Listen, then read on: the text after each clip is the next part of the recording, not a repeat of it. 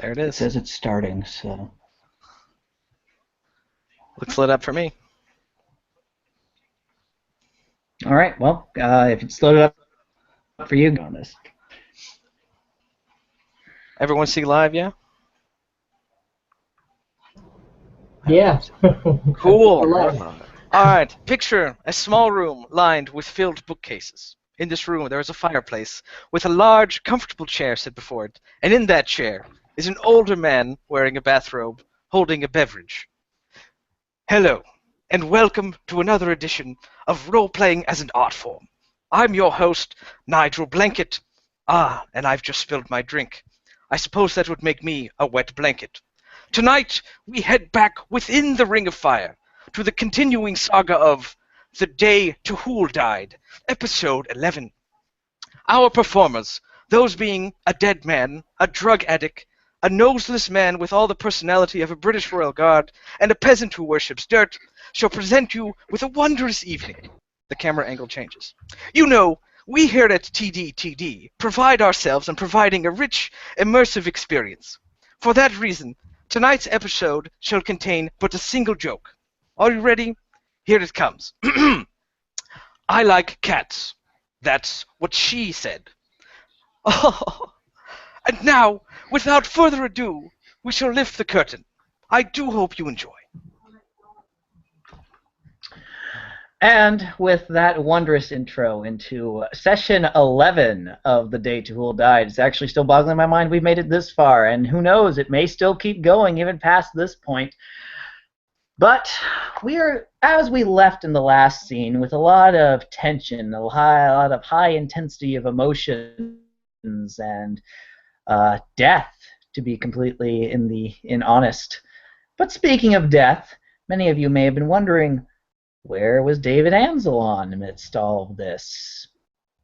Well, we're going to, before we address the whether or not that peasant dirt worshiper is going to be crushed by an ogre or not, let's turn back the time just a little bit, wind back Nithraxu's clock to that moment after that visage of a mortal man faded in front of David Anzelon's eyes and turned into a being of light with eyes black and empty, and it rocketing off towards the great pit over on one side of of what remains of Flame Dance, and David Anzelon rushing in the direction away from his family, away towards something.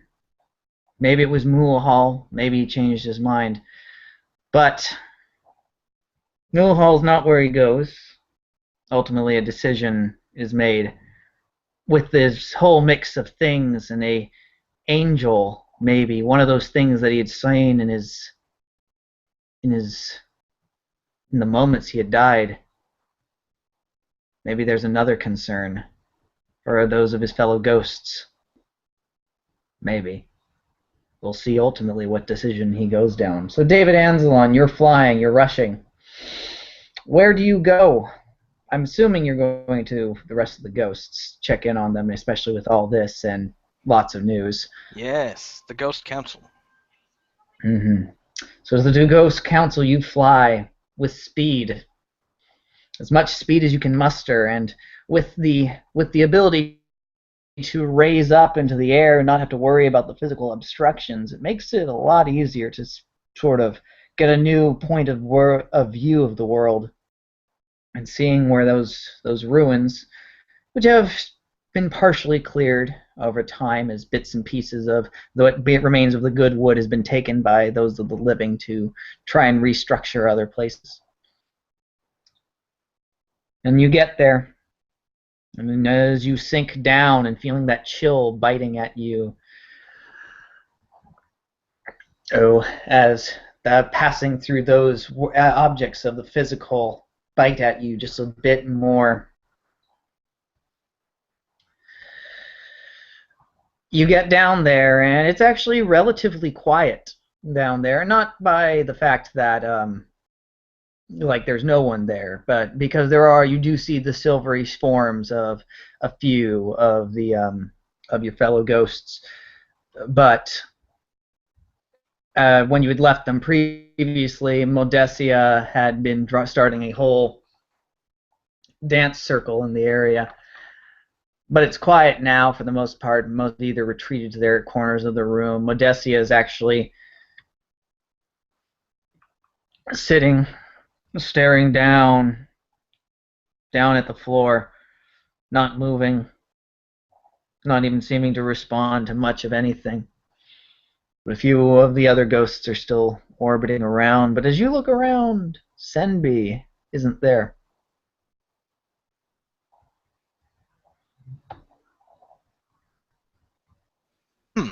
And so I rushed into that room, and I whirled about, eyes, flicking everywhere as I tried to find Senbi. And as I see she's not there, I kind of quirk a brow up, and I look concerned. And I look to that satyr fellow that I know, because he seems the dependable sort. Is he around? Yes, he is. Excellent. Malfoy is his name. Malfoy. Yeah. Right. So I go over to him. Where's Senbi? Senbi. Yeah. Malfoy gazes up at you from where he was sitting. He's kind of also gone into during the time you've known him. He's gone into bouts of his own bits of depression, clutching at the silvery representation of what was once a wooden holy symbol, and sort of gazing it from time to time. But he looks up at you at that when you ask that, and he quirks his head and he goes, I haven't seen her since the dance circle. I assume she was going after you and Ranbram, since you weren't here. I start pacing around in a circle, hand on my chin, as I'm looking down at the floor, trying to figure this out. And then I look back to Malfoy, nodding, and I got kind of like a grim expression. All right. Stay here. Wait for her to come back. But I have news. And I look around at the gathered faces as they probably look towards me, wondering, oh, news. That's interesting. And I take a moment to puzzle out how I'm going to portray this information and whether in fact it is a good idea to do it without Senbi here, the one who keeps order in this place. And I look over at Modesia, and how's she doing? She hasn't even reacted. She's still staring down at the floor, hand on her cheek. Perhaps that's for the best. And I open my mouth and I hesitate a bit longer, and then I say, with much gravity to the words, Rembrandt has betrayed us. I let that sink in as I make eye contact. There's actually a bit of a commotion around them. One of the ogress ghosts actually speaks up in a very broken Sindarian. And betrayed? How? Oh, and there's actually a look of panic kind of like sweeping around as they're kind of starting to look around, like maybe like the walls might come in on them or something. He tried to assassinate the king. And there is a bit of a ripple through this. And at first it's a bit of shock for a moment, and then they're all kind of there's a bit of shock. They're kind of looking at each other, or for a moment there's some whispers. The king, they tried to kill King Deliria. He could have made a notice of our presence. Oh no! And that's actually the thing that's starting to dawn on them. It's like, oh no. Well, they can't possibly search for us. Could they?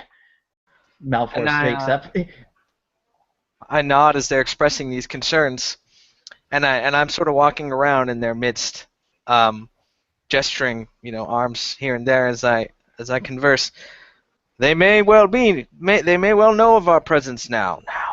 And so we must be more careful than ever, as I thrust a finger upward, to maintain a safe distance. But it's not too late. You see, there are many troubles besetting Flame Dance in the wake of this calamity. And we, with our unique abilities, can provide aid in ways that the rest of the survivors cannot. And so it's possible, through a bit of diplomacy, as I sort of shrug and, like I'm thinking about it myself, we might be able to forge a peace, an uneasy alliance of sorts. But it will take time, and it will take discipline.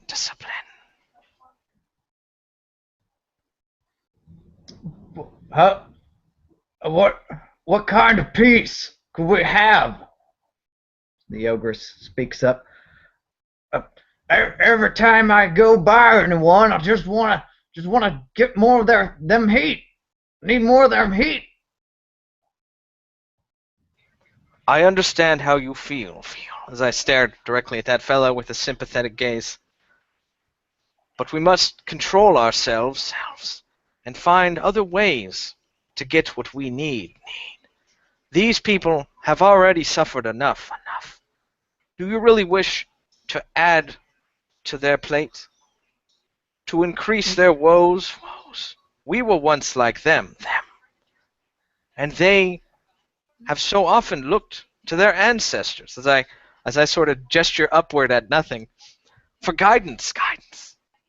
And now here we are, in this unique position, to provide that. But we're suffering too, says another figure in the back, what would have been maybe a middle-aged human woman at one point. But even then, you can see her definition seems to be very frayed and frail and stuff like that. And even now, it's hard to define her. You can see she's shivering as she is. But we're suffering too. The cold bites at us, and I can feel. The longer we're down here, the longer we're not able to get what we need. Look at me. I barely know who I am anymore right now. And I stare at her for a long moment with like a 1,000-yard gaze before I step over towards her, and we're real close together now. Mm-hmm. And I slowly extend my hand out to her. And I say, we must stick together. And if it will ease your mind, then I'll gladly share with you the warmth that I have.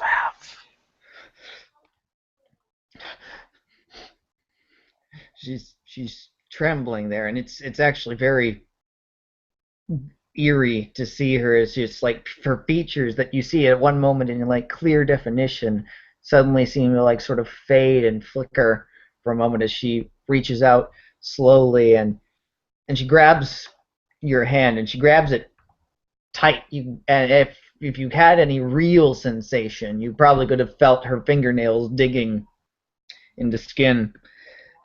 But instead, it's something else. It's that rush of cold suddenly coursing through you. And more than just cold, you feel like something else is being pulled out of you, something precious, something that you would do anything to keep a hold of. And you feel it being pulled, being drained right through her fingers as the cold's coming through you, and you feel something's going, something you're not sure what exactly, but something's leaving you. And I shut my eyes and grit my teeth until my lip curls up in a sneer and I can stand no more. And I pull away and stumble backward. And I look around the room as I'm kind of hunched over, drained, literally. And I say, there are predators out there who look for our kind, who take us. And I shake my head. We are not safe either. But with the help of those in Flame Dance, Phylexians, followers of Damar, perhaps we can work together and survive.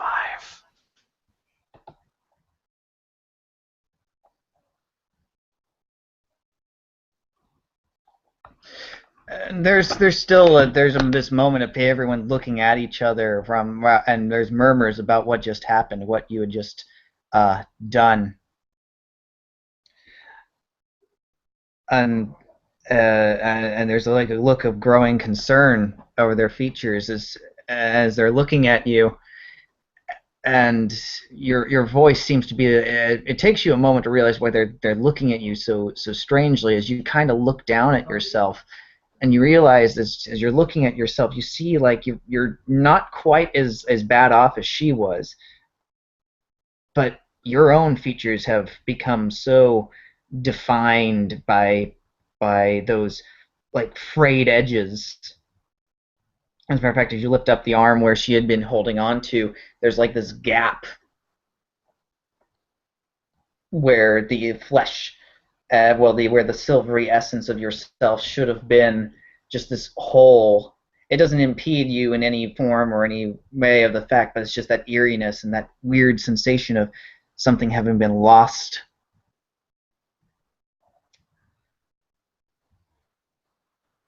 You are currently, you've currently lost about maybe half of your health gauge, just so you're aware. And you can feel that biting cold waving through you. Deep and harsh and cutting. Yes, as I look at my own arm and I see that, and I realize the extent of what I have done, which was perhaps a careless decision, I visibly shudder in front of these people as I hug myself, and I lose my concentration for a moment as my face clenches up as that biting cold returns and seeps in worse than I felt it in a long time. And it takes me quite a while to regain my composure. And I have to kind of fight to get the words out as I'm shaking. We must unite against them. The things out there. I shake my head. Not enforcers, forces. I know not what, but they look for us. What things? What things are out there hunting us aside from what Senbi has told us of that giant, those creatures with nets of silver? What else is out there? Things from the pit. Hungry things.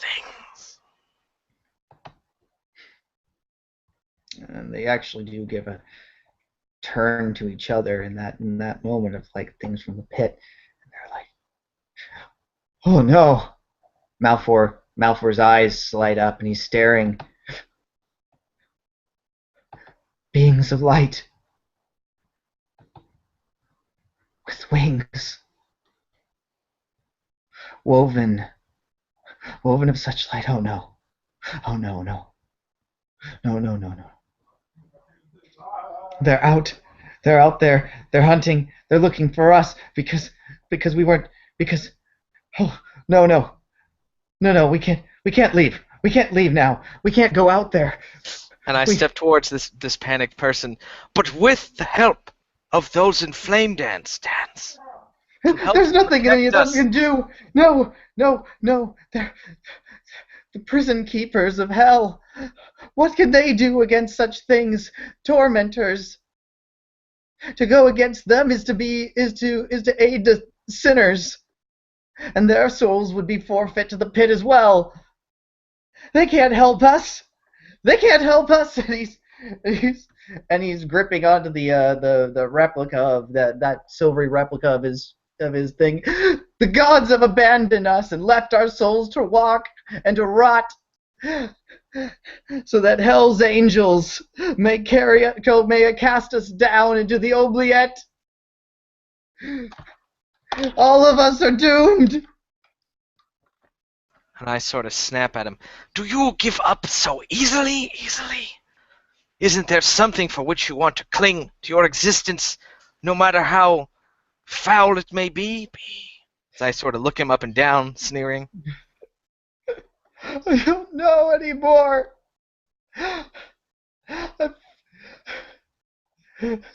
Kelly's light is gone from me, and it has been since then, and all I feel is the cold and the need and harm. What existence is this? And would you wish that fate upon anyone else? No. Then help me to save those inflamed dents from this torment. How? And I just stare at him for a moment. I don't know as of yet, but it has something to do with Tahul. And together, perhaps we can dig up these answers.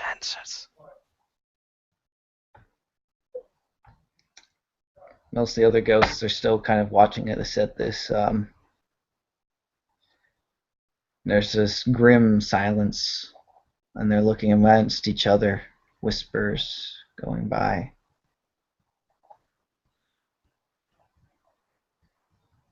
Suddenly, a head pokes in from the roof.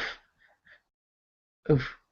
Big, giant owl eyes, silvery white. Oh, I'm terribly sorry. She floats down from there, and it's a new face, actually. The first Hibben ghost you've seen. And,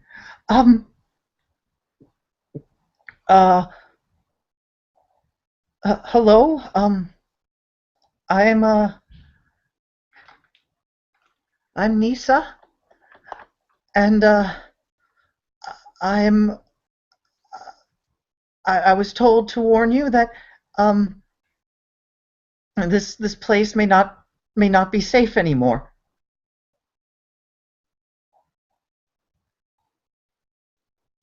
And I'm staring at the Hibben ghost in shock.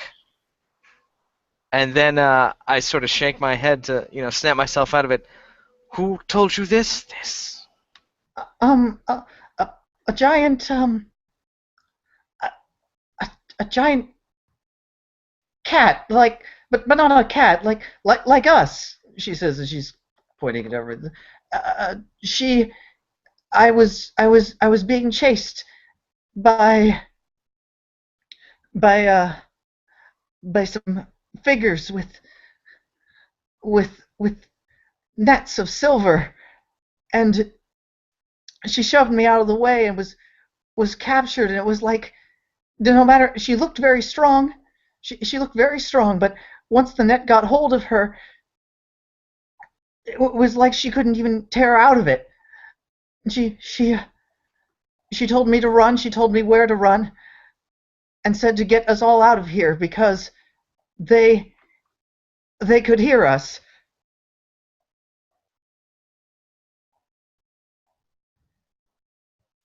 And my eyebrows lift as she says that they can hear us. And I look around at everyone gathered, and before they start murmuring like the babbling idiots that they are, I say, you see, this is why a peace needs to be negotiated as soon as possible. And our continued discipline will see to that working. But for now, we should go. But what? At that, people are just like starting to like bolt as soon as this word's like, we must leave this place, and most of them start leaving. an exodus in like almost all directions. A few others are still there, like, but where will we go? And seeing already their friends, it's a panic starting to go through them. Modessi her hand on her cheek, and she's still gazing down. Malfoy is sobbing. The ogress is kind of still standing there, dumbfounded. Just arrived, still kind of looking around, like with big eyes, and in a sort of like just in sort of a degree of awe as to what's going on. So as some of them fled, I shouted, "Wait, wait!" Of course, they were already gone. And I just kind of, it's just like this defeated sigh as I look around at who's left. Do I happen to have an idea of what a good spot to be, of a hideout would be? Mm-hmm. Well, as far as a hideout would be, probably not here. The thing was about here was the fact that there was you had at least had the underground basement. You had relatively a good you had a good amount of debris and rubble under there. So even if people were aware, it would take some time. So it was a good escape route. But as to where a good place would be, that depends on how much you've actually been exploring, like certain basements or maybe some houses in the abandoned areas. Who knows? There's a lot of places you could possibly go within the city and more or less within the town, and maybe not in the town. Maybe there might be an abandoned farm out in the fields, depending. As I'm thinking it over, I wonder, has Modestia ever mentioned anything about her home that was in the forest? Well, she's mentioned a lot of things, most of them in like mad rambles and sort of like shrugging off, but nothing in any real detail that you've managed to get out of her. It depended on her mood, and usually usually in her high-spirited moments, it would usually go on to tangents, and it would be really difficult to reel her back into trying to get certain bits of information. All right. So what I'm thinking is that she was a nymph. I don't really ever remember anyone in the town talking about her. So she must have a pretty good secluded spot that she called home. So I'm staring at her as I'm contemplating this, and then I stumble her direction. And is she crouched, you said, or is she just standing there? Yeah, she's crouched, pretty much just sitting in her area, looking down. Okay. So I drop to my knees in front of her, and I say, I try to, make eye contact, like dipping my head down low. Odessia, yeah. Would you like to go home? Not really. I think, and I look over my shoulder, I think we'd all like to see that. Wouldn't you like to show us your lovely place? Mm. No, there's no one there. Wouldn't be any fun. But we could be there. Mm. Yeah, but it's a ways to go. Could be a fun journey, I think. Don't you have a collection or something you'd like to show us? Show us. Yeah, you'd think it'd be a fun journey, wouldn't you? And those words just are very cutting in that phrase, despite the fact how nonchalant and how it's like very dismissive in this state of you and your words. And Okay. Well, that doesn't seem to be working. So my eyes shift side to side as I contemplate a new idea. Now, in my hunting trips out to the forest, did I ever find some kind of a dwelling out there? not really. Usually the woods out there in the Whispering Woods, mostly it's animal life that you've usually seen out there. And in your mortal days, you never went to the forest. There was no need for your position. Right. And not to mention the fact that the forest watchman usually stopped most people from going into the Whispering Woods. Did I ever find a clearing, maybe? Yeah, he found a clearing. Probably several, actually. Okay. So I'll turn around and address those left in the room. We could go into the wood. There's plenty of animals there that we can at least take a bit of warmth from without hurting anyone, of course. Of course. What do you think? Thanks. Fine, better than here, as long as we don't get caught. And I nod. Says the ogress. From what I've seen, most of the survivors don't venture there. And I'm sort of rubbing my fingers together as I think it over. I'd say it's relatively safe. I've never seen clergy in those parts, at least. They seem to be the most worrisome.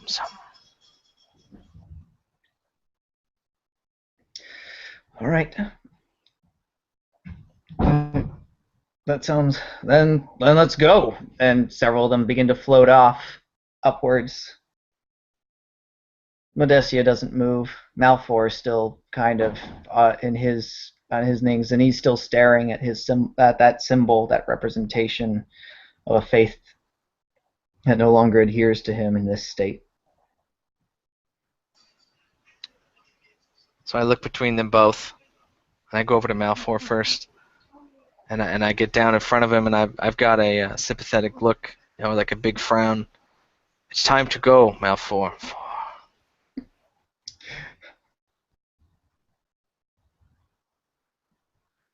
He sort of grips the symbol for a moment. All right. And he holds it out.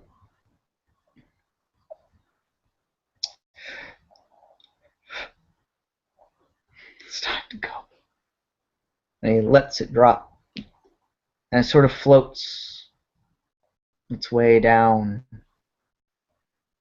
And it doesn't clink on the ground when it connects.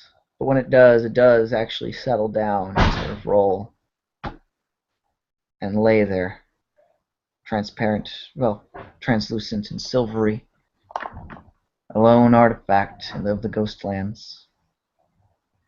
And he begins to drift upwards slowly himself, still in that melancholy. And I stay down for a few moments longer, looking at the object, and I grab the thing. And I go to get up, and it's like I wince and I stop as moving kind of makes the cold worse for a moment. I push myself up fully, and then hand him back the symbol, and I say, "Cling to hope. I promise you, we will find a way through this." And he sort of gazes at you as you hand it back to him.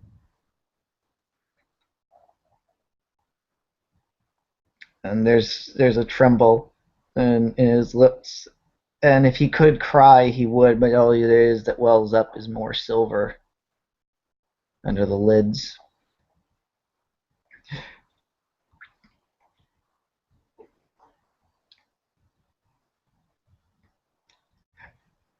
I can't.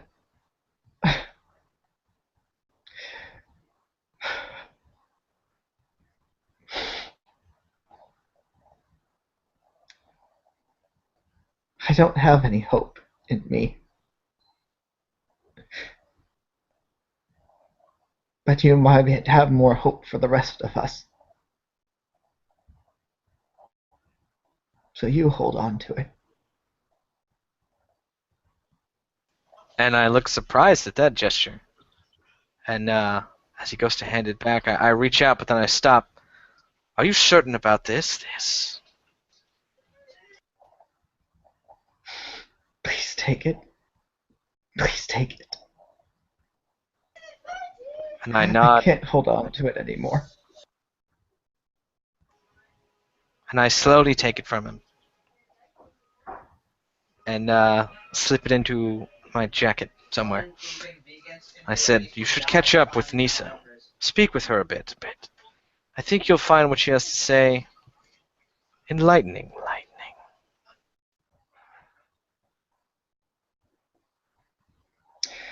He nods and he raises upwards to the ceiling and he disappears, leaving you with this symbol of Quincy Kellyan in your hands.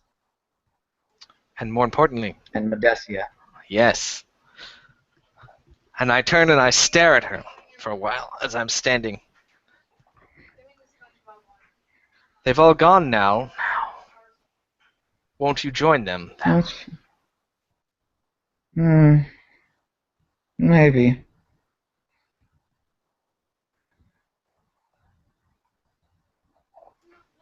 If you're going to come with us, you need to come now, Medesia.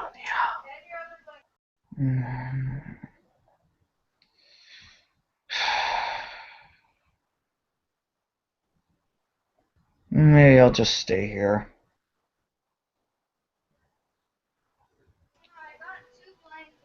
And I get that nervous feeling. Would be having like a cold sweat right now, if I could, because if I leave her here to be found and potentially attacked, she's a pretty powerful being.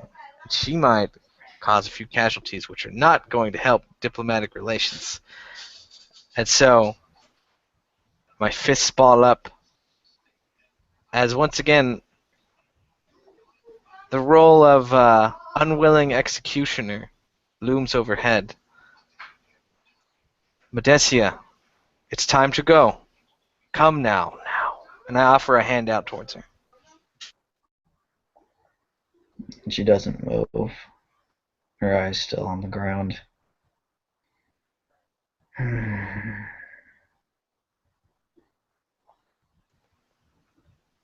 step closer to her. That beautiful, disturbed thing.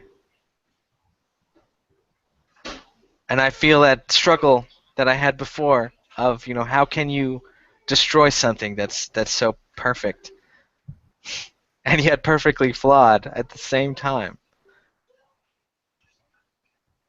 And my fists come together as if I were to reach out and strangle her. And I stare for a good long time down at her. Medesia, please come. Please come with me now. Why? Because we need you. Your beauty fills us with hope. Gives us something to look forward to when we have nothing.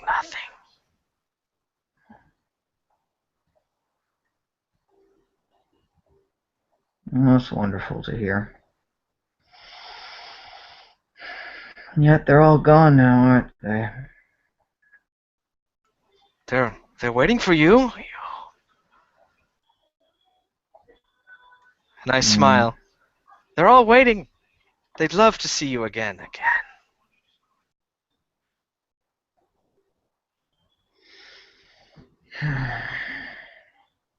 Alright. Help me up. I don't really want to move, but if it's that important to you, can you help me up? And I open my mouth and close it as I know that that's a bad idea. Surely you have the strength to follow me. I'm not feeling like it. But it's important enough to you, so...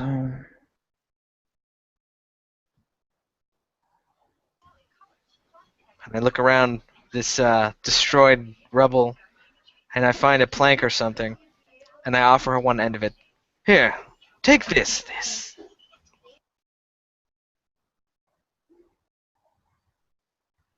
She kind of looks... This is the first time she actually kind of looks up at you. More at the board that you've handed to her. And she reaches her hands out, and it passes through. Oh, and my head drops as I just have like this, just that's so depressing. That moment of victory I thought I had. And I put a hand to my face as I lazily drop the board. Uh,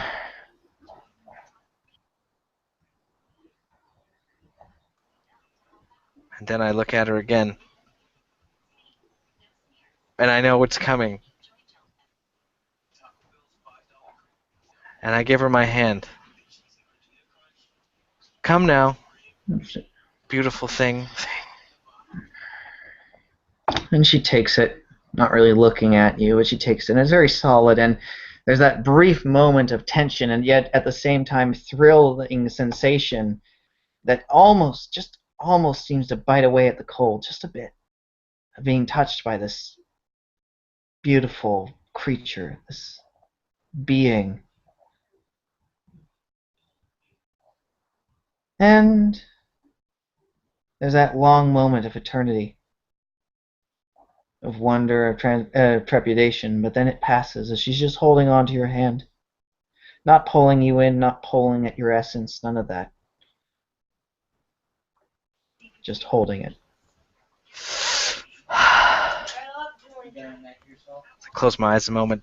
That blissful shiver that I get. And then I tug, trying to pull her to her feet. And she moves very gracefully as you pull her up. But even then, there's no resistance to you, nothing. Amazing. She might have, even then, you might have felt a little bit of resistance had she actually had weight, but in your guys' states now, there's no such thing. Let out a sigh of relief, and then I turn, leading her out through the wall, out towards the forest and the clearing. Mm-hmm. So you're remaining underground then, correct? I think we have to go above ground to get to the forest. Yeah. Mm-hmm. Okay, so you're going up, straight up through the Yes. through the roof of the cellar. That's right. Yeah. Okay.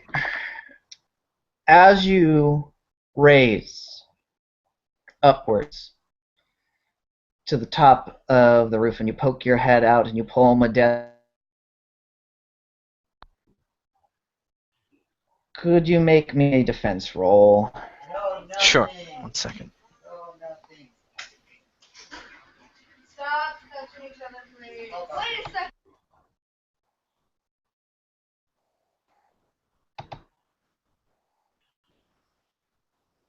That'll be a 16 defense. What was that? 16. 16. Okay. As you pull Modestia up, there's a sensation that passes right by you. Suddenly something very solid, almost very real, almost moves past you in just this sudden motion as you see silver threads and strands go right by you, right by your arm, brushing past you. And then you see your surroundings, and there's all these hooded figures,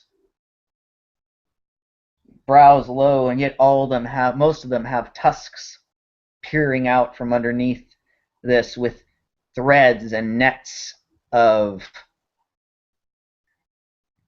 silver lines. As they're standing around this place, you actually see a number of the other ghosts all wrapped up in these things, screaming and wailing. Not all of them, though, a good portion of them. And standing next to one of these hooded figures, a hooded figure with a mask that is completely closed over, and just nothing but a pure reflection of it. No eye holes, no nose holes, nothing. Gazing at you, standing next to him, is that Hibben, not tied up. Those are the last two, she says. She points to the both of you.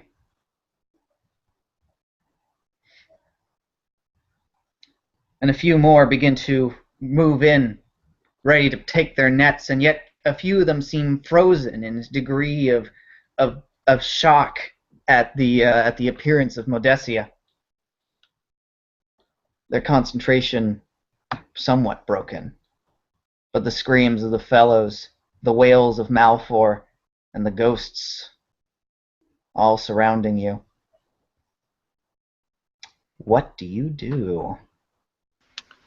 The nymph must be protected. And so, taking a moment to stare at the little traitor, Hibben, I quickly snap out of that and look to Medesia. You must flee! Flee! As I tug her away towards the safety of the woods. All right. One more net goes upwards, one trying to catch you at your ankles. Ooh. Could you roll me your defense real fast? 16 again. Let's see. 16 again. Come on, one more. I need to see what this total is.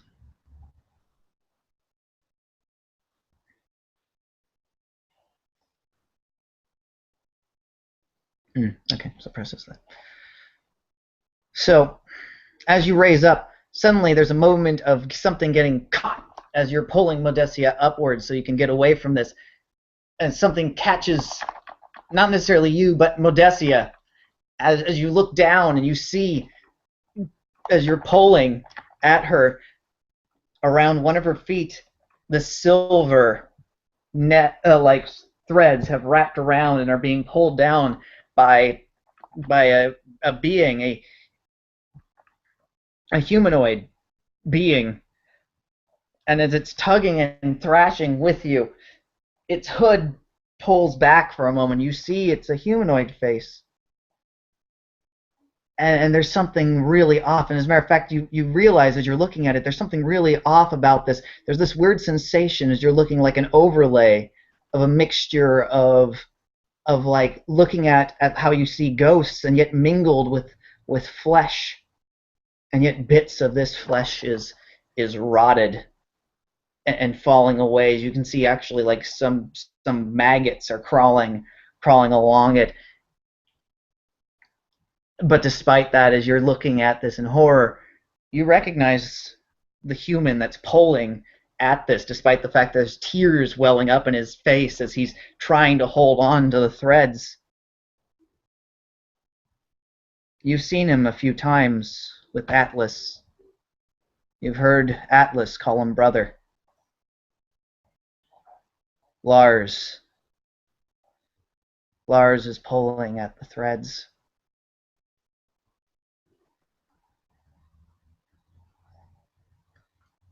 And you can see bits of that rot across him as he's desperately trying to pull.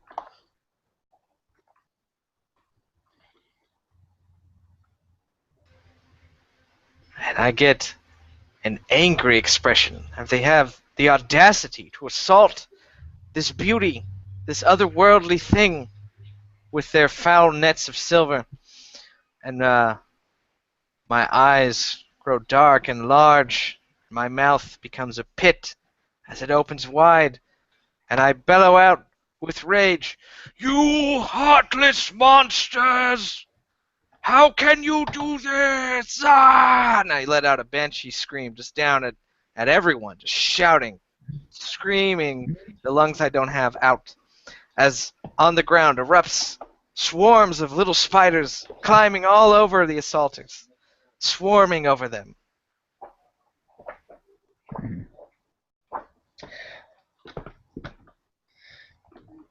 Lars, actually, as he's holding the thread, actually lets go. I mean, the nets, the threads that have wrapped around her ankle are still there, but he lets go of his ends as he holds his hands over his head, and the tears streaming down his face, mingling with what looks like maybe the blood. The tears are too thick to just be tears, but yet in your dulled vision of colors and everything like that, you can't tell if it's blood or some kind of black tarish substance that's tearing down from him.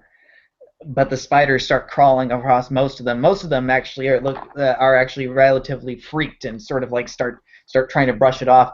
One figure, however, doesn't move, doesn't react, but keeps gazing up straight at you as these spiders are crawling across him. And it's that masked one, the silvery reflection of his mask gazing up at you. And as it's gazing up at you, and you gaze down at it, you swear you see a face for a brief moment. And you can tell its eyes are yellow, bright against the against the mundanity of the ghost lands as it gazes up at the both.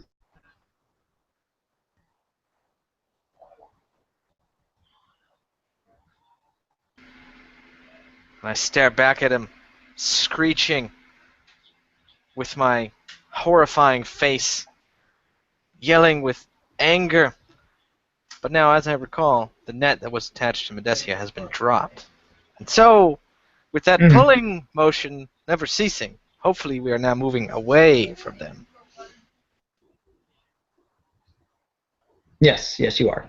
You're moving upwards, away, and faster than most of them seem to be able to run, and most of them seem very distracted by your movement, but the silvered reflection face follows.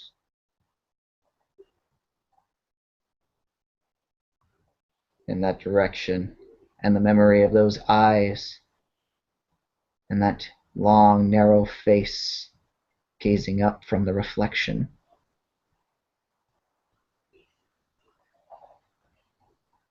Still haunts after you, as well as the screams of your fellows. Then you pull Medesia along, away from the town, into the woods, into that clearing. And you're cold, so very cold. And Medesia, for the most part, has been limp, unmoving from there, just a state of severe depression overtaking her, and still wrapped around her ankles, those silver threads dangling like some kind of morbid anklet.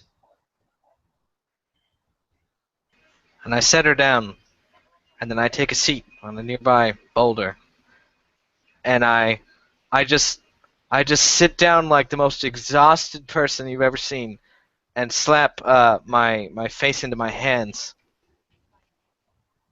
And I sit there for a while, and then I start to quietly sob.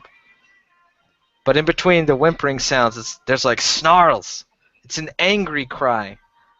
As I look at Medesia, and she's so beautiful, but I know that I left everyone behind for her. I was blinded, and I let her beauty confuse and control me. And I had to leave the rest of them. Who knows what their fate is now? This community that I had enjoyed for so brief a time, now perhaps lost, leaving me lonely as I was. And I have an angry cry about it. And with that, as the night goes by, the moment of safety, as you take your time to gain your composure, time moves on. The night passes over and the dawn rises and it's afternoon. But we turn our attention back to that scene in the clear, out, away from the forest, outside Flame Dance, where the corpse of a monstrosity now lays, having been choked out by Atlas's own bare arms, choked to death. The body of Hansa Kuhn, snapped in 3 different directions by the creature's tendrils, along with a few others of the Forest Watchmen, and a few volunteers standing in this horror, and Zargo of Zoya, having lifted up the not necessarily catatonic, but almost completely unaware of his situation, Atlas, has him is beginning to crush him against his chest in a severe rage as it's boiling over him, as he just keeps screaming, "You killed him! You killed him!" What air may have been in Atlas's lungs is beginning to... It's that weird sensation of like feeling like the air inside you has been pushed out at you, and yet at the same time there's still air in the lungs trying to escape, and it can't get out, and it's burning. It's burning inside your chest, as well as the creaking of your bones as the crushing begins to happen. You do take 4 health gauge. Understood. Well, as this happens, I am finally snapped out of my unresponsive previous stage where I was reliving a very traumatic event, one of the, if not the most traumatic event of Atlas' life. And I'm snapped back, and I am hearing the shouts of the ogre and seeing the forest again and feeling the burn in my lungs. I look at several places. I try to grapple my way out of the massive rib cage crushing attack that I'm being dealt right now. So should I roll grapple? You can try. You can definitely roll grapple. You're probably going to be taking a -4 penalty because of how he's got you. You hadn't had a chance to really struggle against, but you can definitely give it an attempt. As this is happening for the other 2 people, while you make your roll, what are you guys doing in response to this situation? Lou? No. I look at the other night watch room with me, and like maybe the others that are coming up, and I just like see that, and I mean it's quick reaction. I don't start shouting anything, but I look at the night watchman that's closest to me, and like maybe another one, and I'll gesture with my sword as if we're trying to surround the ogre and the other man and that big the dead body of the creature. And in my mind, of course, I think, wow, if this one were to perish, it knew a secret that it should not have known. But that thought like lingers for a moment, but I keep sort of gesturing, and I move in a bit closer as if preparing to do something about the situation. Muhal, what are you doing? I mean, there's no way I'm anywhere near there. Like, I'm ages away. Like, even if I'm running top speed, which I would be moving, but with me, spending like a minute or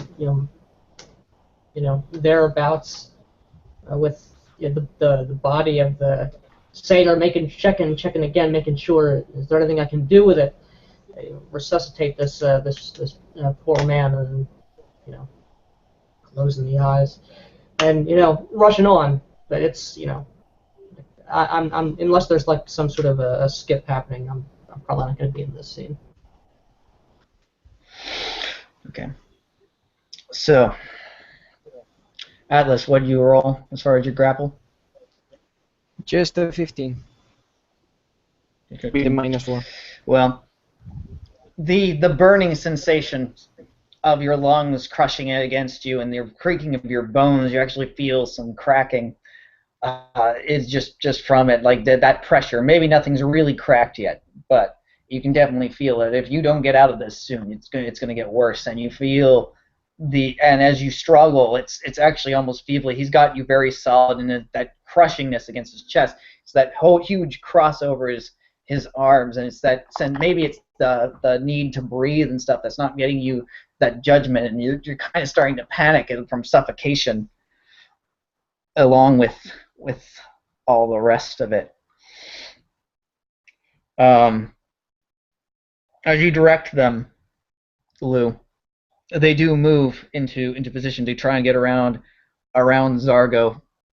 There's like 5 of them, not including yourself. So if that was the case, that have wrapped around, and at least 2 of each on each side tries to grab onto Zargo's arms and starts trying to pull against them as best they can.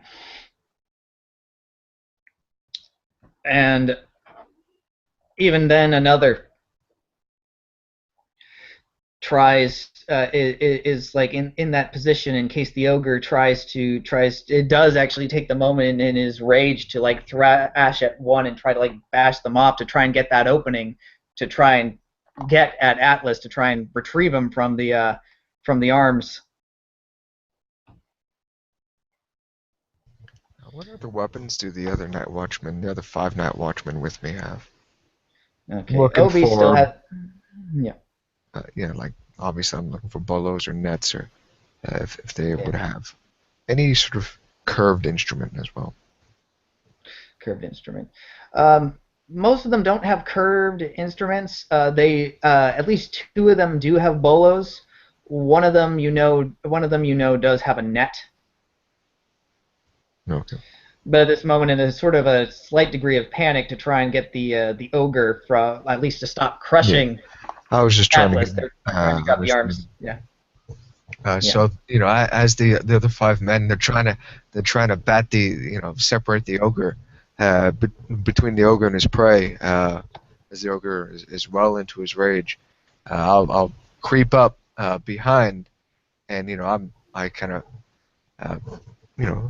I hold my sword upright, pommel. I'm getting ready for like a hammer motion to the back of his head. I just creep up and I just try to knock his ass out. Yep. In this like And moment. actually, that is. Yep. And they're trying to pull him down, and I mean they actually can't. They don't seem to have the strength to be able to keep him from crushing. But at least one of them calls out an order, and they all suddenly start trying to sink down with him. And like one of the other ones like jumps upwards and like almost like straddles over. So it's at this point Atlas is being sandwiched between the ogre trying to crush him with with his chest, and this other guy like grabbing around the waist and like trying to wrestle the ogre down, who is now just starting to thrash as wildly as he's being pulled and pulled. The pressure does ease off you a little bit, Atlas, as this is going on, and suddenly you can feel at least a little bit of breath being able to sink through your lips. But even then, that's fleeting and hard to get, and still not enough to fully alleviate you of what's going on. You can go ahead and make another grapple to try and get out of this.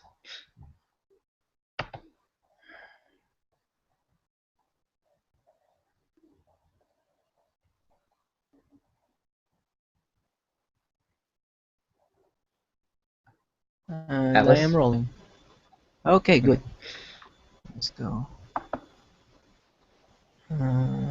That's without adding stuff. That's a 12. Let me see what else. 12, 14, 14. I still have the -4.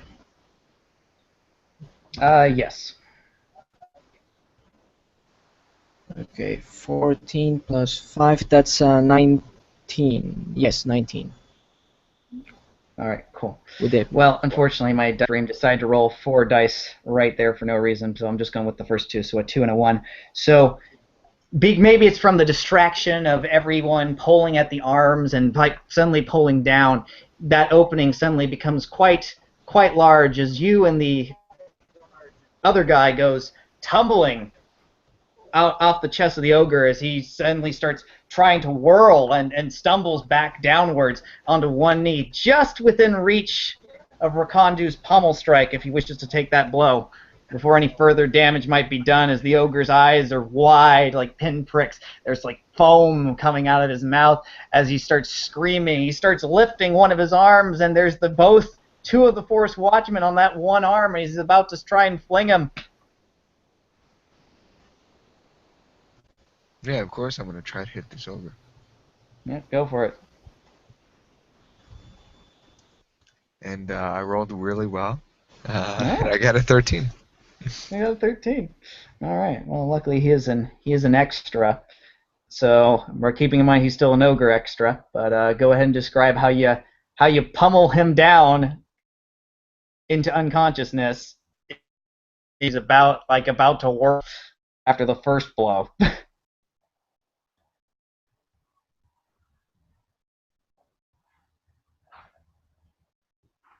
Lou? You're muted, Lou. There's a pile on of Lou, you're muted. wrestling going on. The trying to pull down the big man, and he breaks free with his arm, getting ready for the good old gorilla slap down upon the chest of this dirt worshipping strange human. But just as he raises up, there's that flashback of when he had that large hammer when I was sparring with him, and right there in the armpit, boom! Right, I hit him there, and then with it's almost like a hugging sort of effect. I hit him there, like as if I was shanking him, with the pommel of my blade. Uh, Boom, on his armpit, kind of making him make this weird, hitting a nerve, making him suddenly like pull his arm back, and like the two guardsmen land, and they pull him down that way again, and then I get another clear boom, final blow to the back of his head, and he goes. And he hits the ground hard. Most of the Forest Watchmen are still we're still holding onto his arm, fall and collapse into the dirt with him. And this time, Mulhall's managed to barely make it there. Probably breathing as hard as he can. I mean, I don't even know. Like, I don't want to go into these woods, but I don't know where the hell I'm going. But I see this. I mean, I guess in the distance, or I hear it. I certainly hear it. I mean, before I get there. Yeah. It's not in the woods. It was right on the edge of it as you managed to get there.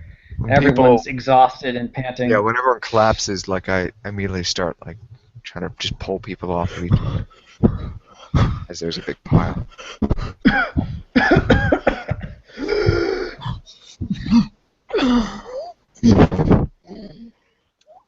I grabbed my own rib cage, and even though I had like that horrible sensation of burning from my lungs, like I have like a flashback of just 2 seconds ago, like that feel like eternity just from the pain and the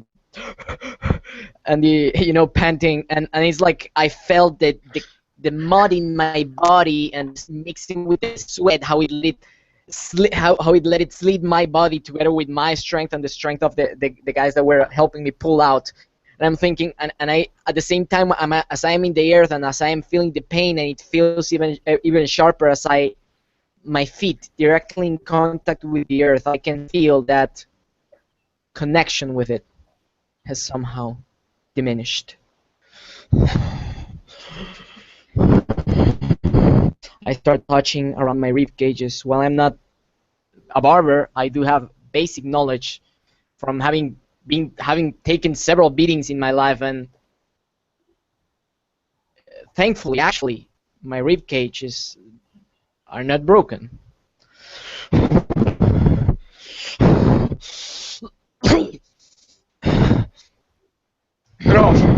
Get off, go, move. There, move. Get off him.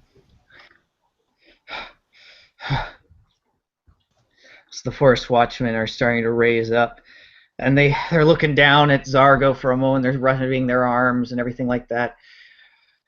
And then there is that look from most of them as they look towards Hansa and they look towards each other.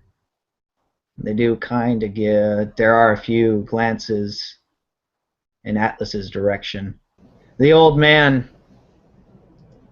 with his broadsword still thick with what bits of remains of the thick, oily blackness of the blood from that one tendril he'd slashed, holds it, and he's gazing with not too heavy-lidded eyes in Atlas's direction, and there is a slow shake of his head. What are you waiting for, Forest Watch? Get your captain. I just gesture hard to like the first body of Hansa. Mm-hmm. Pull him out from under the beast. They all. I just rush in, making my way through the through the through the underbrush, which is almost over me. Just turn and look.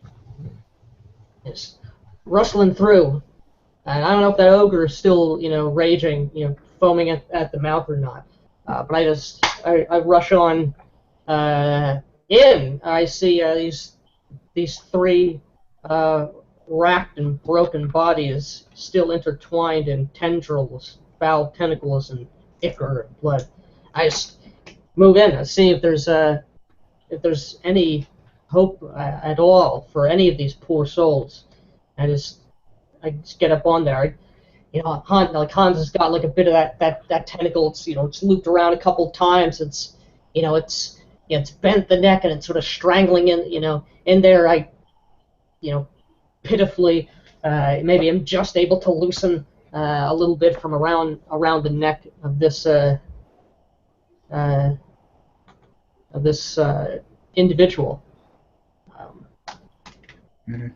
I to see if there's are they As you, dead at all. yeah, they're all dead. And the ogre is currently unconscious. He's definitely taken several a bash to the ribs and a bash to the back of his skull a few times from what may or may not have been Rakondu's hilt of his sword. But as you're trying to extricate Hansa from the tendrils, it's very slow going as you do that, and you actually do find the Force Watchmen start going around you, and they start helping you with this. But even as they're being as gentle as they can, the problem at this point, as they begin to realize, is the tendril is suctioning to him, and as one manages to pop a sucker off, and you actually get a chance to see as it rips away flesh and muscle, revealing bone under where it pulls off of, is there's the suckers not only have amazing suction, but like little maws and teeth on them as well. At that point, it's going to be slow going, and the corpse looks like it's going to be pretty much have like horrible meat bitten out pockmarks. I mean, if that's the case, if he's dead, I'm not gonna rip the body apart. Just move to the next. Next one's. Clergyman, you ought not be here. No. It's too late. Too late. They're gone. Step aside. Let us handle this.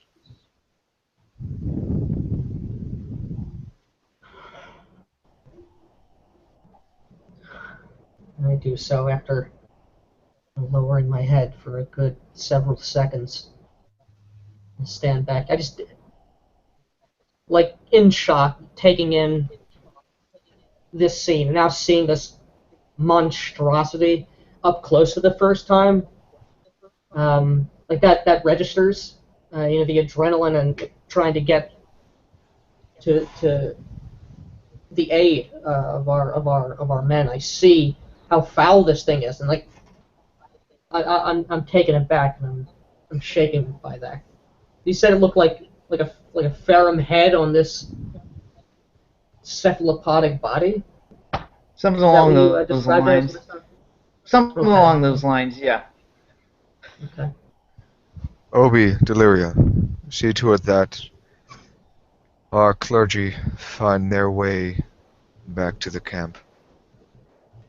A gesture to Alejandro, out to Atlas and into the to Moore Hall.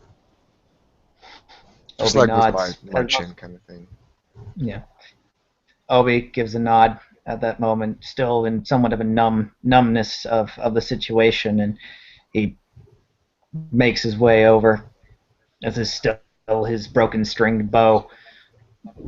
I As pass he him. I begins to just sort put of like a guide. hand on his shoulder, kind of like this strange brotherly sort of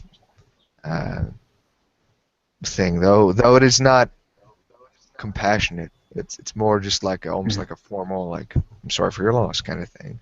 I just like a little touch I make to him, and then I sort of continue towards, to the body and to the creature. He does react. He seems a little surprised at the contact, but when he meets eyes with you, it's that same that understanding, and there's that slow nod. And as he goes, he begins to guide Atlas and Mulhall away. Most of the other clergymen are there. Some of them are trying to figure out how to get Hans's body out before the old man comes over and brings his broadsword to the base of where the tendril that had been holding him was, and cuts it.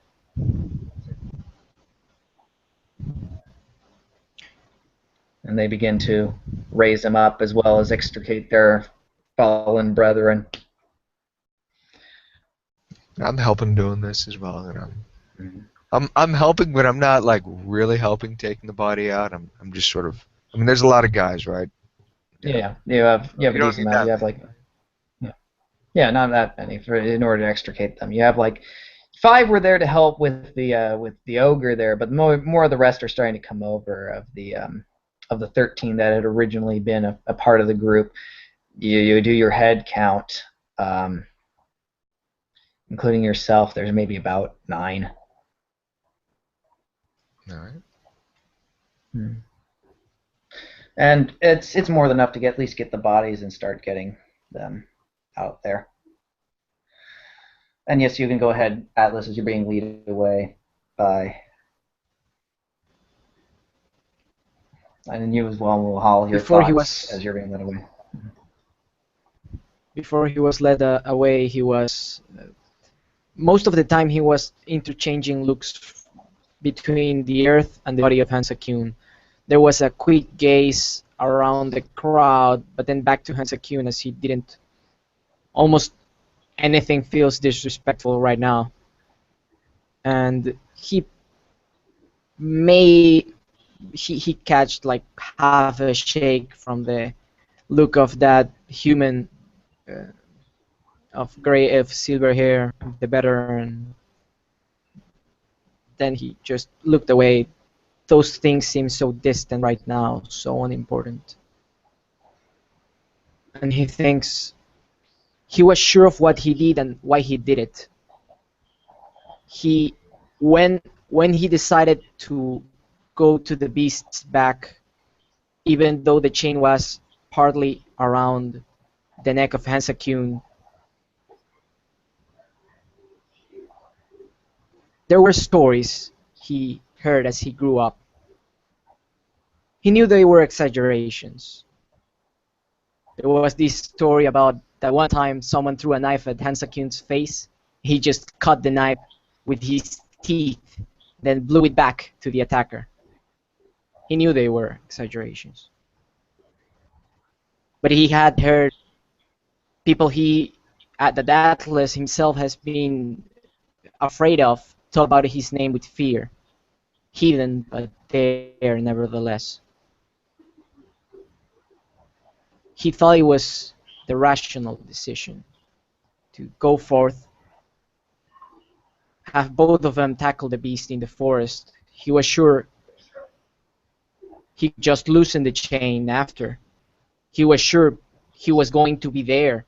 They were both going to be there. He was sure that eliminating the beast right then before it could get any more casualties, not leaving him alone in the forest was the best, but as he feels the connection to the earth lesser than it was before, he knows that the doubt that before he thought that maybe it was just emotional, maybe it was just a hindrance, maybe it was a frailty of his that had lessened since he beat off the apple. Now he thinks maybe it wasn't just a frailty. Maybe it's not as that clear cut. Maybe he should have doubted, but he didn't. And he thinks this as he leaves. Mohal, your thoughts for those dreamers that have been lost.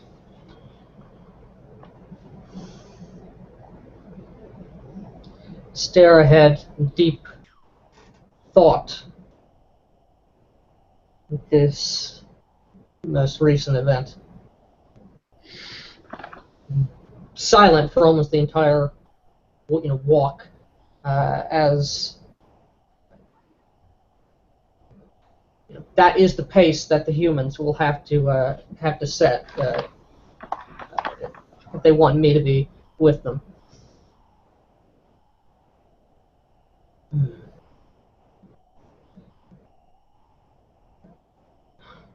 Not a word about this. Not to the people. Not yet. Those who ask. Say only that the beast has been slain. We cannot know. Not yet. We cannot have a panic on our hands. Cannot risk what cohesion this community has recovered. Not yet. There are ways. There are ways to tell this tragedy, but not yet. King must know. And I look up to Obi. How many watchmen are left? He sort of gives a frown at that. He closes his eyes.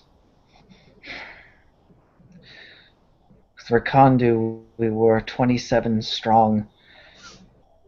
But now, we've lost 4. We only have 23.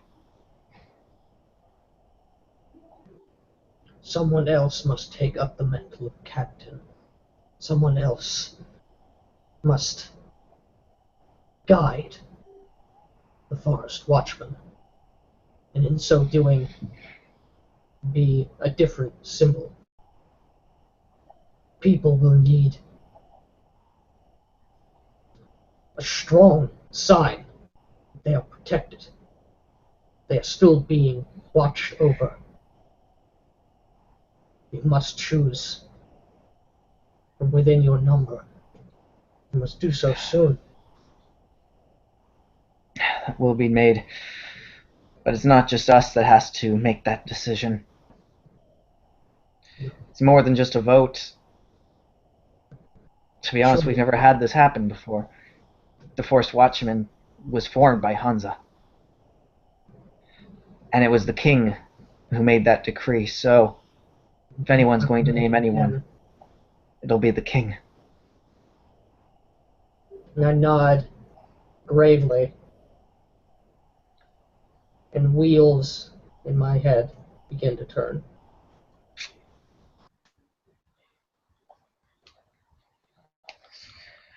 Atlas does remain silent the whole trip, looking mostly at the mud, paying attention of the sound of the steps, having no, like there is no deliberate attempt to slow down for the Haven because he's already around his pace. And as you guys reapproach the town soon enough, Obi does stop, and he sort of takes a look as though trying to determine his the best route to take you to your respective places. Then he stops and he's like, "Oh, Kondu said the refugee camp." No. Then he sort of closes his eyes. But you're 2 men of the cloth. I think you best go back to your temples. Especially in your conditions. And so he begins to lead you through the town. First to the House of Contemplation, where he sees you off to a hall. And then he takes you, Atlas, to the place of Damar's worship, the Order of the Enriching Earth that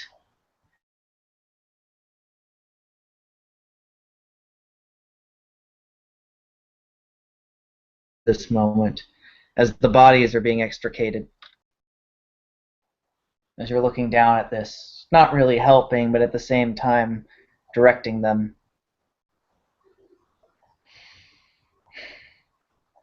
What do you do with this as the Force Watchmen that are there are looking around and as they're gathering up their dead, laying them side by side, getting ready to carry them as Zargo's still out like a light, and an old man gazing at all this as he cleans his blade in the grass, and that creature, that foul monstrosity laying there before you.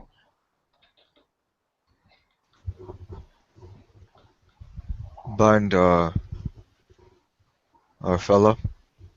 I just gesture to the two men with bellows and the one guy with the net. Mm-hmm. Yeah. Bind him. See to it that his feet are free.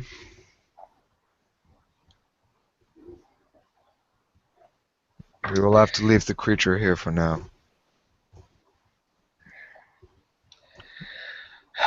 All right. And you're directing them to bind Zargo, right? Yeah. They do so as you're around the waist and his arms, kind of. And the old man's, as he's cleans his blade and checks it for a moment, he does look up at you and watches you and your instructions. He raises an eyebrow here and there, but aside from that, he puts the sword away. And he does. Take the body of Hunter Kyun and of Zenzik. Bring them into town. You. Just pick 3 people. They nod. And 2 of them go to Hansa. They lift him up as best as they can. Bring them to the quarantine zone. Into one of the buildings. Ruins of them, at least. The bodies will be shown in time. Its proper rites are performed. You and you send word to the king. The rest of us will wait till Zargo waits. We'll bring him back.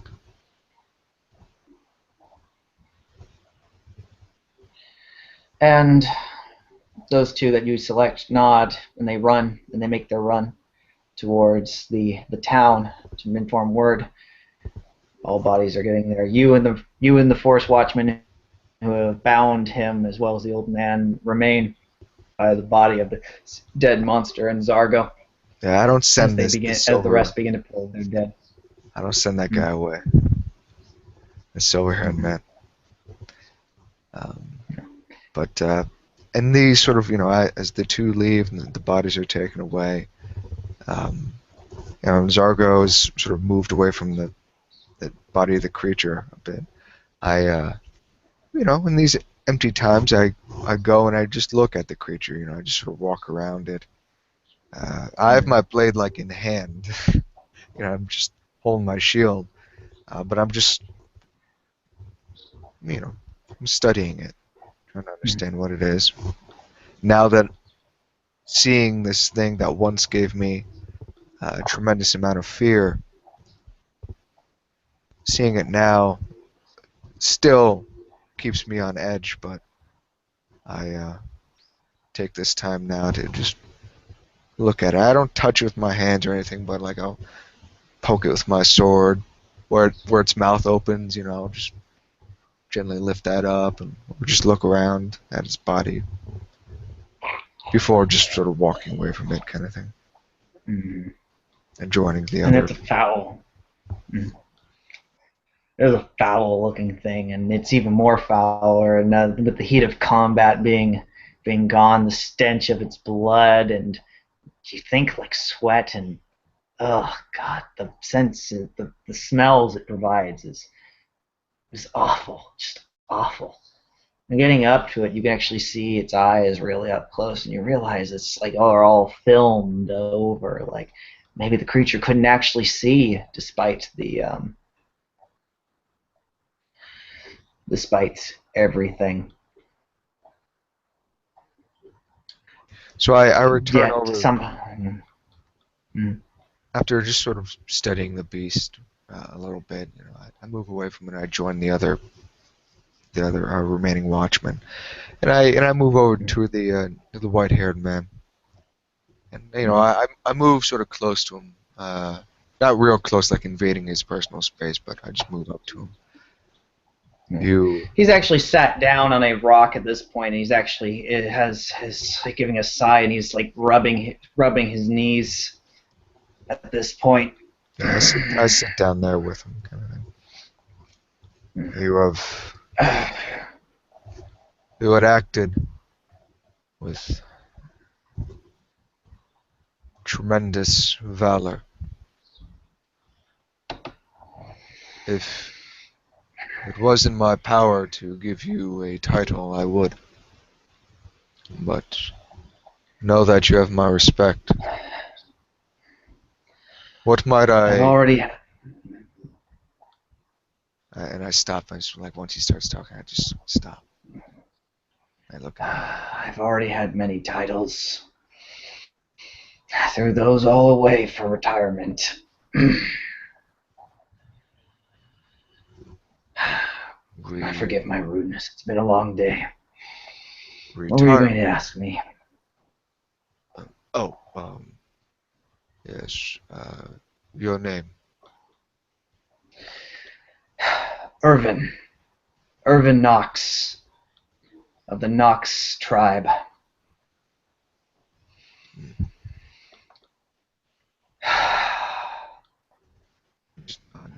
As for my retirement, I used to be a captain in Pelgan's army. Back in the day. Familiar with your god. I didn't think I'd have to actually take up the blade again. After so many cycles. Moved away from Bale. Try and get away from all that. But how things change. Many things have been changing as of lately.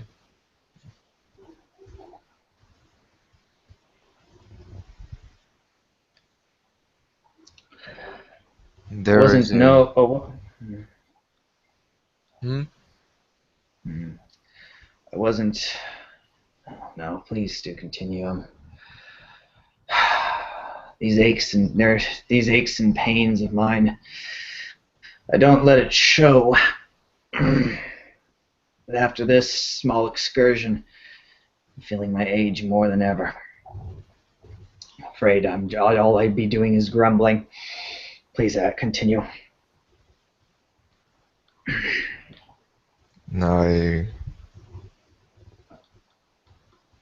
I do not mind. You remind me of another time. Where I'm from, we respect the voice of our elders, of our fathers.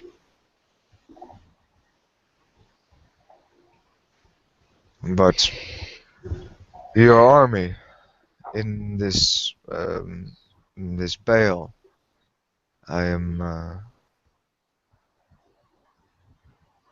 sure it was great. Was it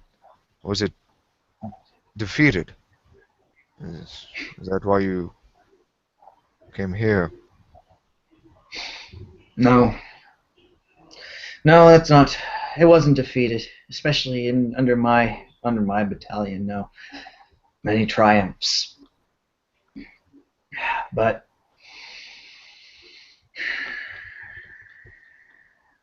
Its greatest victory was taking Vale. Taking it from the Ferrum. Making it our home. I was young then, though. In fact, too young to remember it, if I even was born then.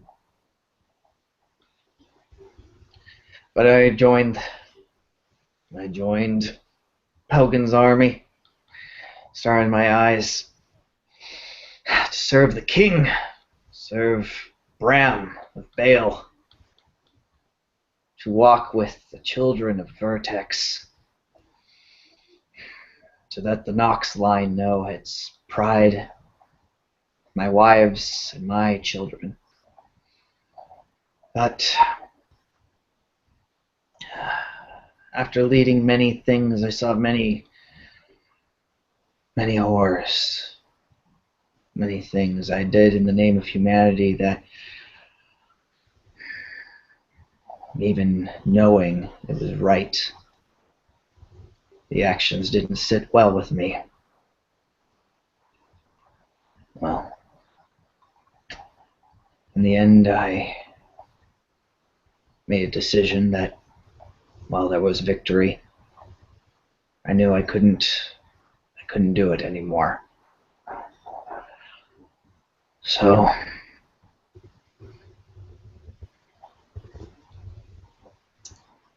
you were going to ask a question. You were going to ask me if I could just leave like that. You deserted. No, I didn't desert. I did my time. I got my discharge. I at least did it in the proper channels. Besides, I was starting to get a bit older. Said I wanted to settle down. That is strange. But I believe I understand some of what You you granted say. me that. But I left Vale. Too many ghosts. Hmm. And I brought them here. And I've been here for cycles as a farmer.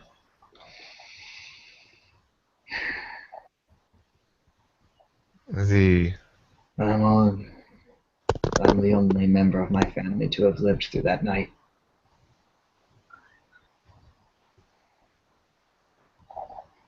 Hmm.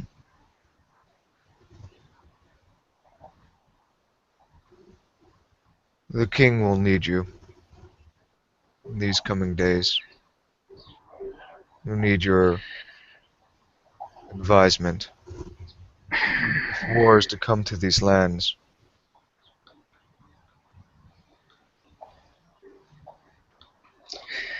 he'll need you. I have no interest. I have no interest in being a captain or a leader of anything. I'm too old for that. I left that behind. I will serve as a soldier. I'll serve as advisement. But I'm no leader. Not anymore.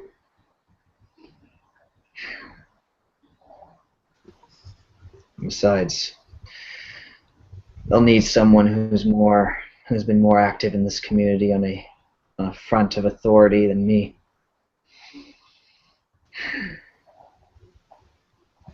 That was a nice speech you gave there about a warrior and its patience. Patience is good. Will is good. And as much as it surprised me out of that woman, she even had a good answer. She shouldn't be a part of this, though.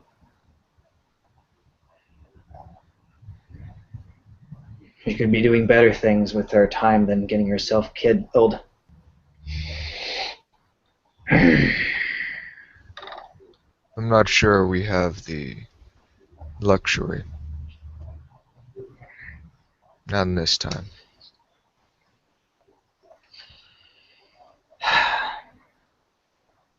I do agree on that. I've lost so many children. There should be a new generation being born. Even with this threat, we lose We lose her, we lose another chance.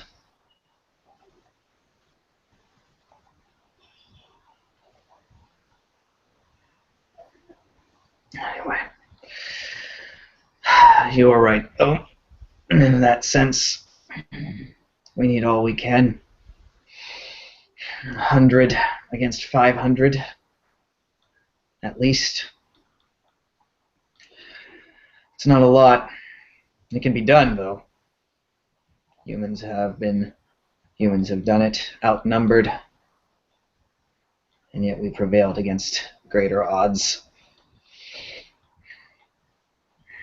Do you know of them? The Chimby? Twimby. Yes, yes, yes. I'd heard of them. Never faced them. They stuck mostly to the grasslands of these parts. And I heard word of them. I'd seen their skulls in a museum showing the enemies of humanity. Read about them a bit from old journals.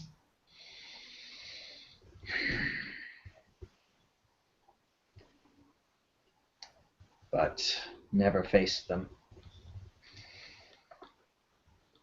Hmm.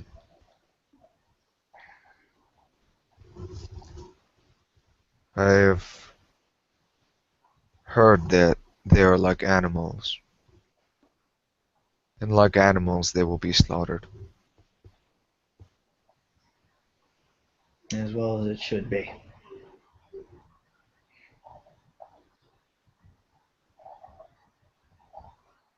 At that point, you actually hear the waking roar and groan of Zargo in the distance. Even though it is a bit of they've dragged him a bit of a ways, even as he's kind of cursing at them, it's almost like he's a lot closer from the sound of his bellows. I stand up once I turn and I stand up, and I like put a hand up, like no, you sit down, old man, you rest, kind of thing. Like I'll handle this, and I get up and I just start. If there aren't other forest watchmen that aren't going to this to Zargo, I just gesture to them. Yeah. To come with me as we go to Zargo. Force, yeah, they start to go with you as you start guiding them, but the Irvin calls you out. Rakandu. Hmm? I look over my shoulder.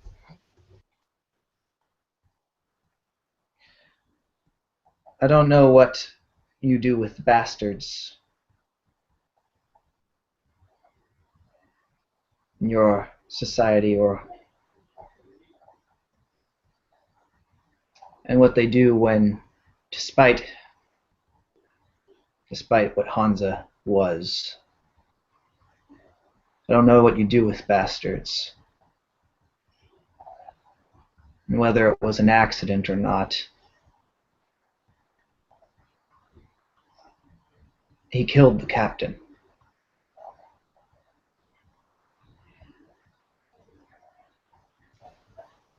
And I look at him, and there's like an answer as I fall back into a memory. What do we do to bastards? Oh, well, we kill them. But that does not slip from my mouth. Those words, my younger brother mocking the bastard. And then I'm back, and I see the man. It is not our place to say a man of his title what is to be done. We'll leave that up to the king's rule. And then I turn back and I make my way over to Zargo.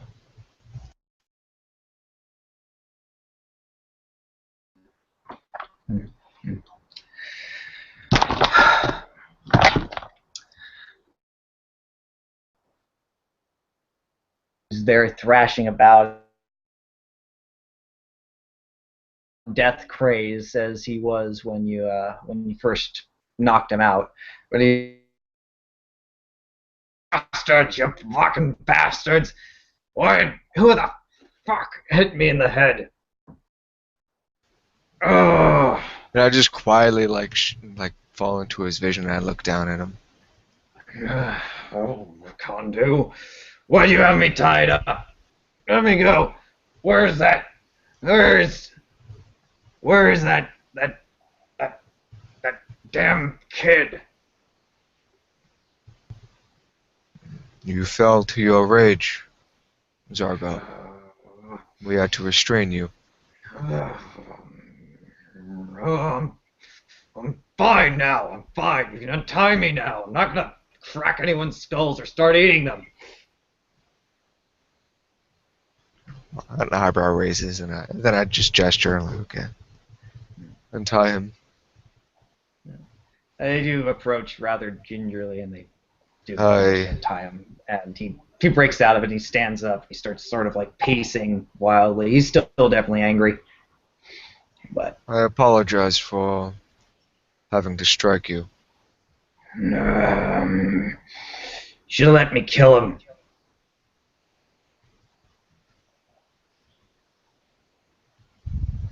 And I don't answer. I just look at him. I just don't give him an answer.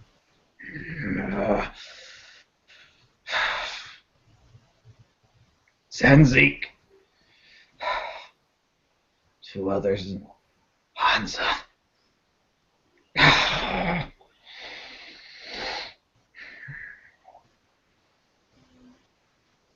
You are loyal. That is clear. When their rites are performed, I'll see to it that you are the first to speak. I don't know if I could.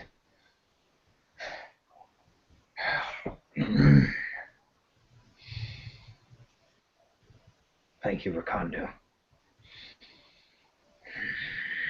Just give a nod.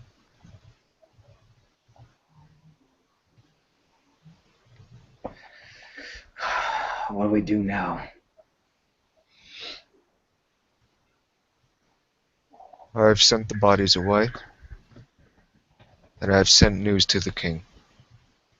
He will know what has happened here. And in time soon, we will all get to say our farewells.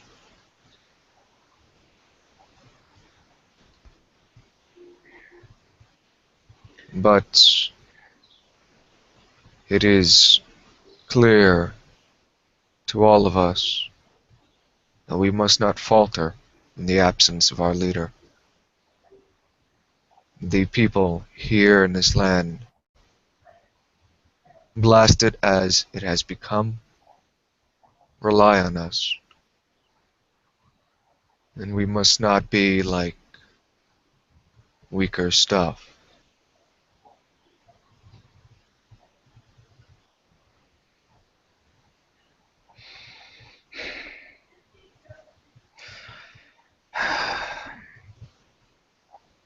Who's going to lead us now? I'm no leader. Zenzik. Zenzik would have been a great leader. I really don't think any of us would have considered what would have happened if Panza died. I think we were all too afraid to even consider that notion. And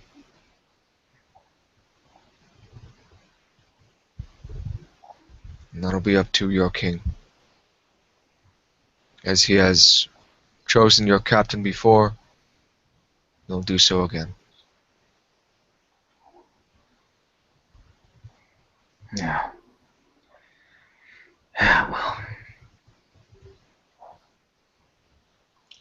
And as such, we'll turn that back as you and the Forest Watchmen gather up your things. And you find Irvin again, who's at this point has managed to stand up. And you make your ways back towards Flame Dance. We'll turn now to Mulhall.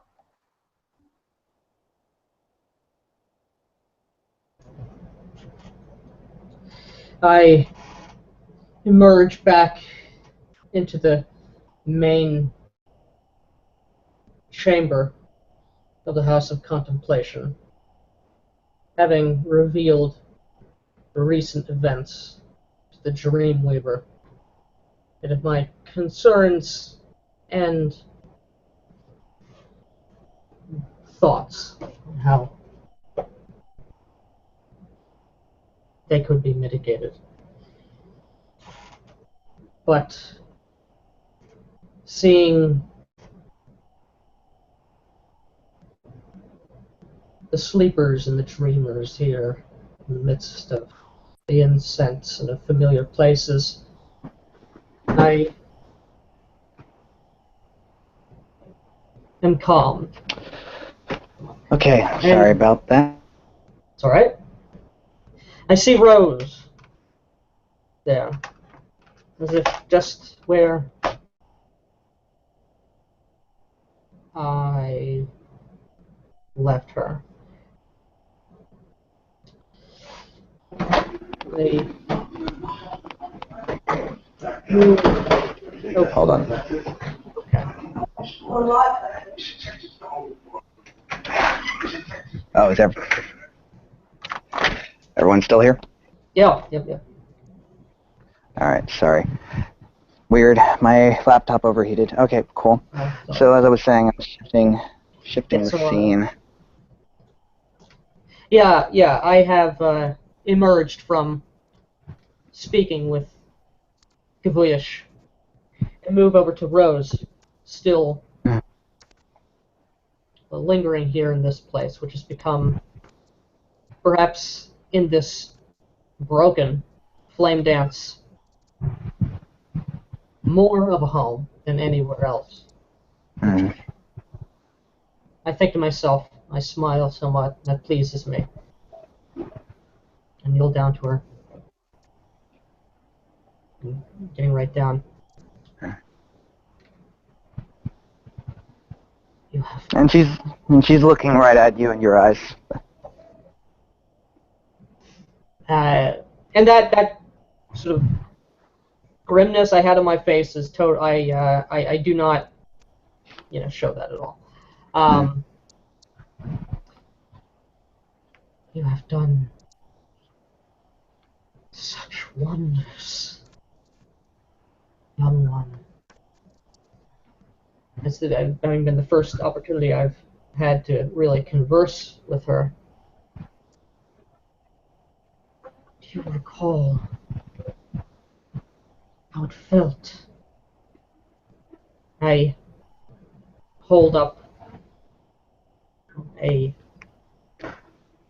brush colored ink. There are many such things nearby who do artistry in their trances. I slowly begin to trace swirling forms and figures, first in purple, then in a green, then in an orange. Did so well. Do you remember the look upon their faces? Your family, your friends, who helped them, who helped save them such unfortunate time. What have you seen in your dream? She Signs, and she writes and such. Yeah, she sort of gives a moment where she thinks for a moment. She walks over to some of the paints and such, and with the paints she doesn't even grab like any paper or anything like that. She just starts painting on the floor, and incorporating it into the wall and such. And it seems like might be a project that might take a while, because she starts taking her time to get like the right colors and mixing them and begin to start her paint work in answer to the question. But she sort of gives a frown and she gives you a sort of look and like and not too far a few of gestures, the idea of like this answer may take some time of what she's seen. So, and with that she turns back to it and she begins her work, try and give you an illustration of what you've asked her. I spend several minutes for a long time, and certainly as long as she is attentive to her artistry, putting what she's seen in her mind's eye upon that of the physical. I watch with intense interest, as if auguring some meaning, as if reading tea leaves almost, or looking at the guts of chickens in those swirls and in those different color And as of the splashes she makes. I